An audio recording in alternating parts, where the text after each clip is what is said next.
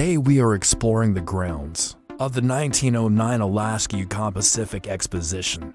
The exposition was held on the Young University of Washington campus, which was designed around the fairgrounds. Landscape architects, the Olmsted Brothers, famous for designing New York City's Central Park, laid out the grounds with grand boulevards, fountains, and gardens, many of which still form the backbone of UW's campus today.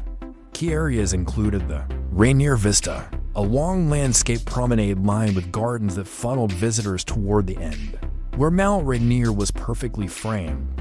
This is still one of the most iconic views on campus. At the center of the fairgrounds was the Geyser Basin and Cascades, a giant fountain with water flowing down into 3 artificial cascades to symbolize the power of the Northwest Rivers. At the northern end was the Arctic Circle and Gold Rush exhibits, showcasing Alaska's gold wealth and promoting mining and settlement.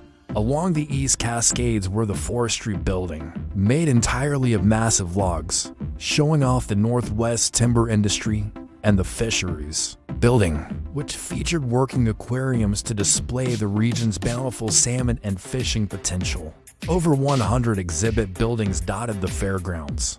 Most were temporary structures clad in plaster and wood, while others, like those found in foreign pavilions, were built to last. These included those representing Japan, Canada, China, and other nations who had exhibits highlighting trade. The U.S. Government Building showcased Western expansion with exhibits on agriculture, mining, and the military presence in the Pacific. There was even a women's building promoting women's education, arts, and social movements, which at the time were still being fought for, as women's suffrage was not yet a reality. But it wasn't all just informational. The Pay Streak Midway was where people went for rides, games, food, and other forms of entertainment. It also featured cultural exhibits, and here is where the line blurs between what would be considered acceptable today and what was seen as exotic and somewhat exploitative. The reenactments of Gold Rush life, as well as the native Alaskans, Filipinos, and others displayed in ethnic villages as living exhibits, would be considered highly offensive by today's standards. Other popular attractions included a miniature working model of the then under construction Panama Canal, streets of Cairo, other cultural showcases, and one of the most popular features, the early airship demonstrations by the Wright brothers, foreshadowing modern aviation. Overall, the fair ran from June 1st to October 16, 1909. And in just 4.5 months, 3,740,551 visitors attended, an astonishing number for a region that was still relatively remote.